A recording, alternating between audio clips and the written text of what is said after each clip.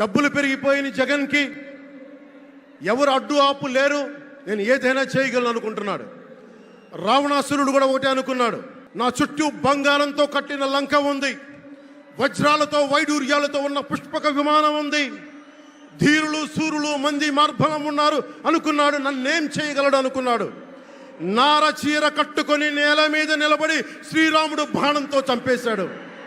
అయోధ్యకే రాముణ్ణి తీసుకొచ్చిన శ్రీ మోదీ గారు ఇక్కడ ఉంటే రాష్ట్రాన్ని రావణకాస్త్రం చేసిన చిటికిని వేలంత రావణాసురుణ్ణి తీసేయడం అంత కష్టమా?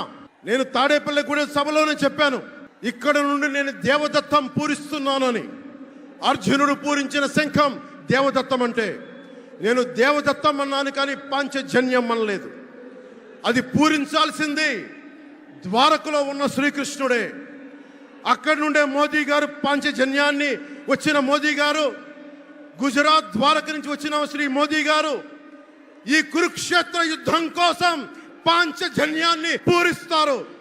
ఇక్కడ జరగబోయే ఎన్నికల కురుక్షేత్రం, ఈ యుద్ధం ఫలితం ధర్మందే విజయం, పొత్తుదే గెలుపు, కూటమిదే పీఠం. ధర్మందే విజయం, పొత్తుదే గెలుపు, కూటమిదే పీఠం. జై హింద్.